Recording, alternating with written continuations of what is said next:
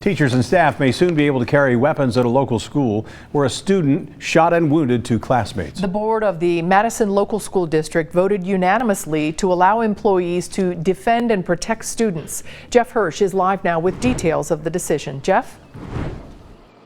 Well, good evening. The school board vote is really just a first step in a process which could take a while, and it may be a while before any students, any teachers or staffers would be carrying weapons, if at all. But certainly the memory of a school shooting is very fresh here, even though it happened 2 years ago. It did happen here at the Madison Senior High School. A 14-year-old student named Austin Hancock brought a gun to school and shot and wounded two other students. Now, the policy passed last night by the school board would require teachers and staffers who want to do this, they would have to be volunteers, they would not be forced to do it.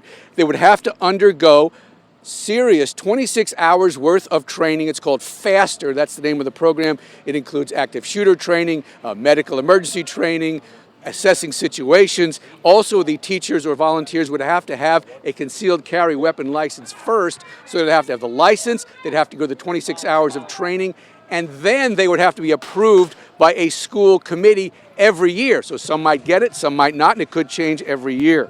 Now, the Madison schools already have 2 school resource officers. They are armed police officers on campus, but Sheriff Richard Jones says that's not necessarily enough. We had a school resource officer at Madison schools. Now we have 2. Now we're going to have teachers or employees that work in the school that are going to be armed. They're going to be trained and they're going to be armed. And the police can't be everywhere. I think that it should not be allowed because it's just as easy for a teacher to turn on a student as it is as any other student. If children started mouthing off to a teacher, it's just as easy for that teacher to pull out that gun and say, "Shut up," and one easy slip, it's all over. Want to point out that young lady there, the student is 14 years old. I talked to her mom, got permission from the mom to talk to that student. Mom said, look, she's a student here. She has the right to speak out.